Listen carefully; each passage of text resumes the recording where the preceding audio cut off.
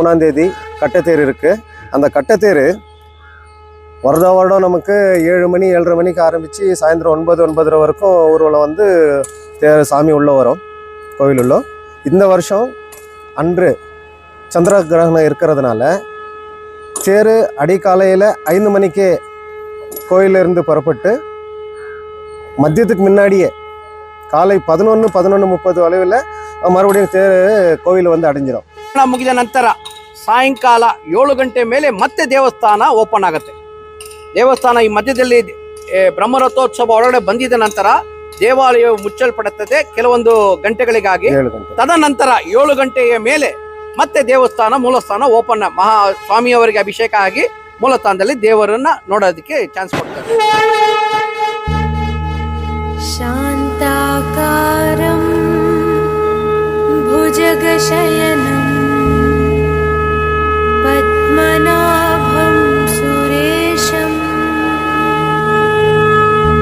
ವಿಶ್ವಾಕಾರಂ ಗಗನಸದೃಶಂ ಮೇಘವರ್ಣಂ ಶುಭಾಂಗಂ ಲಕ್ಷ್ಮೀಕಾಂತಂ ಕಮಲನಯನಂ ಯೋಗಿಹೃದ್ಯಾನಗಮ್ಯಂ ವಂದೇ ವಿಷ್ಣುಂ ಭವಭಯಹರಂ ಸರ್ವಲೋಕೈಕನಾಥಂ.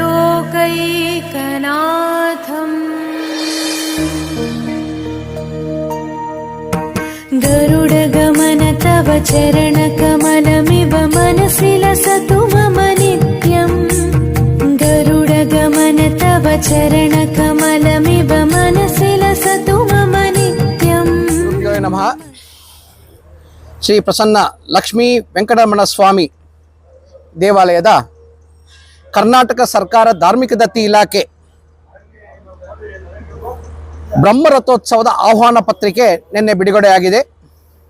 ಗೌರವಾನ್ವಿತ KGF ನಗರದ ಭಕ್ತಾದಿಗಳೇ, ಜನಸಾಮಾನ್ಯರೇ, ಭಕ್ತಾದಿಗಳೇ ಹಾಗೂ ಸೇವಾಕರ್ತರೇ, ದಿನಾಂಕ 25/2/2026ರಿಂದ 8/3/2026 ವಾರ್ಷಿಕ ಬ್ರಹ್ಮೋತ್ಸವ ಮಿನಿ ತಿರುಮಲ ಎಂದು ಹೆಸರುವಾಸಿಯಾಗಿರ್ತಕ್ಕಂತಹ ದೇವಾಲಯ ನಮ್ಮ KGF ಚಿನ್ನದ ಗಣಿಯ ದೇವಾಲಯವಾಗಿರುತ್ತದೆ. ಭಕ್ತಾದಿಗಳೇ, ದಿನಾಂಕ 25ರಂದು 8ರವರೆಗೆ, ದಿನಾಂಕ 25/2/2026ರಿಂದ 8/3/2026 ನಡೆಯಲಿರುವ ಈ ಬ್ರಹ್ಮೋತ್ಸವದಲ್ಲಿ ಬ್ರಹ್ಮರಥೋತ್ಸವದ ವಿಚಾರ ತಮ್ಮ ಗಮನಕ್ಕೆ ಬಯಸ್ತಾ ಇದ್ದೀನಿ. ಅಂದರೆ ದಿನಾಂಕ 3/3/2026 ಬೆಳಿಗ್ಗೆ 5 ಗಂಟೆಗೆ ಶುಭ ಲಗ್ನದಲ್ಲಿ ಬ್ರಹ್ಮರಥೋತ್ಸವ ದೇವಸ್ಥಾನ ಆವರಣದಿಂದ ಮಾಡಬೀದಿಯಲ್ಲಿ ಪ್ರಚಾರವಾಗಲಿದೆ.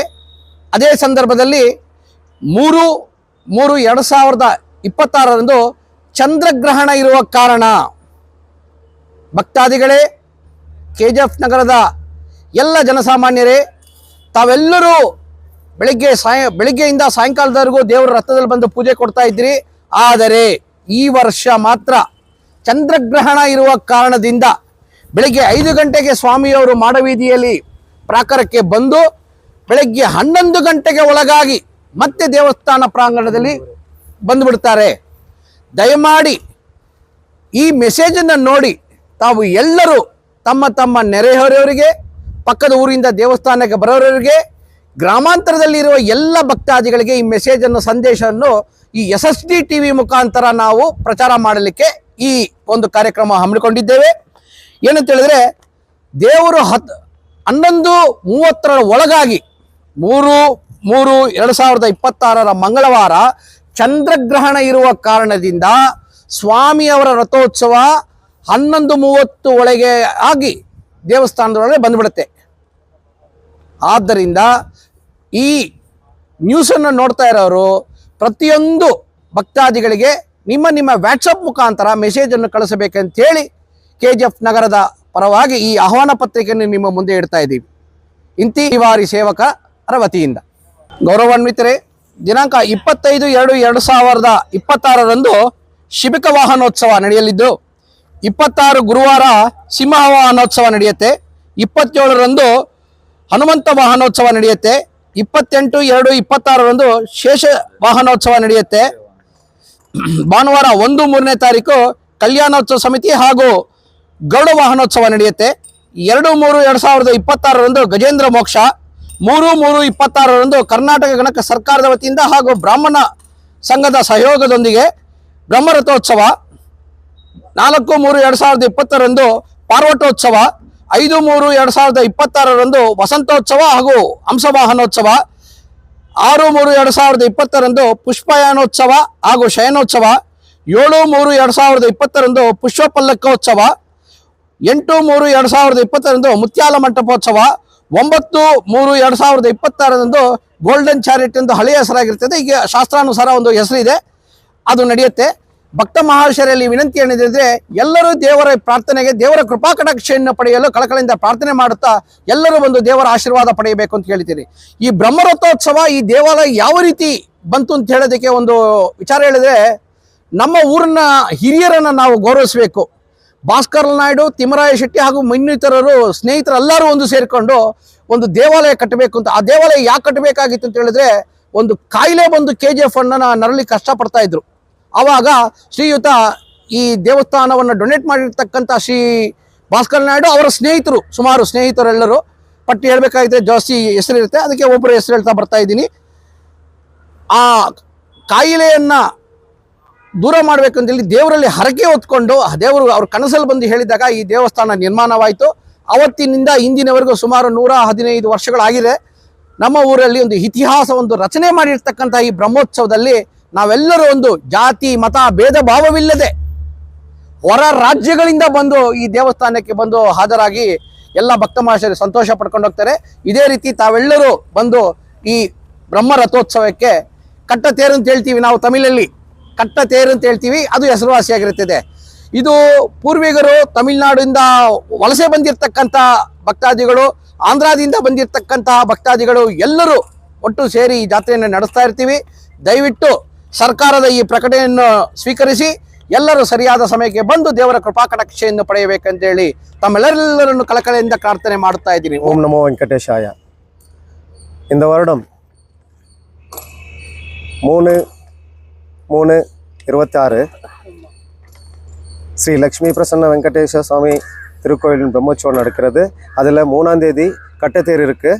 அந்த கட்டத்தேர் வருடம் நமக்கு 7 மணி 7:30 மணிக்கு ஆரம்பித்து சாயந்தரம் 9-9:30 வரைக்கும் ஊர்வலம் வந்து சாமி உள்ளே வரும் கோவில். இந்த வருஷம் அன்று சந்திர கிரகணம் இருக்கிறதுனால தேர் அடிக்காலையில் 5 மணிக்கே கோயிலிருந்து புறப்பட்டு மதியத்துக்கு முன்னாடியே காலை 11-11:30 அளவில் மறுபடியும் தேர் கோவில் வந்து அடைஞ்சிடும். வருடம் வந்து 12 மணிக்கு நம்ம ஜார்ஜ் ஹால்கிட்ட நிற்க வச்சு சாயந்தரம் 5 மணி வரைக்கும் பூஜைகள் நடக்கும்.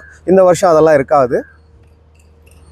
எல்லாரும் பக்தாதிகள் எல்லாருமே வந்துட்டு மத்தியானத்துக்கு மேலே வந்து பூஜை கொடுக்கணும், சாயந்தரத்தில் பூஜை கொடுக்கணுன்றதெல்லாம் வந்து இந்த முறை நடக்காது இருக்கிறதுனால தயவுசெய்து எல்லாரும் 5 மணிலேருந்து 11 மணிக்குள்ளே வந்து பூஜையை கொடுத்துட்டு எல்லாரும் கடவுளுடைய ஆசீர்வாதம் பெறணும்னு எல்லாரையும் தயவுசெய்து வந்து கலந்துக்கணும்னு சொல்லி வேண்டி கேட்டுக்கிறேன். ಮುಗಿದ ನಂತರ ಸಾಯಂಕಾಲ 7 ಗಂಟೆ ಮೇಲೆ ಮತ್ತೆ ದೇವಸ್ಥಾನ ಓಪನ್ ಆಗುತ್ತೆ.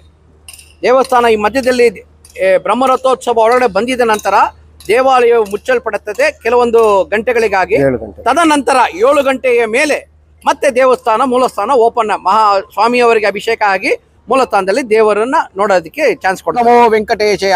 ಇಂದ್ರಾರಮಣ ಗೋವಿಂದ, ಶ್ರೀಮನ್ನಾರಾಯಣ ಗೋವಿಂದ, ಪ್ರಸನ್ನ ಲಕ್ಷ್ಮೀ ವೆಂಕಟರಮಣ ಸ್ವಾಮಿ ವಾರಿ ಗೋವಿಂದ, ಹರ ಹರ ಪಾರ್ವತಿ ಪತೇ.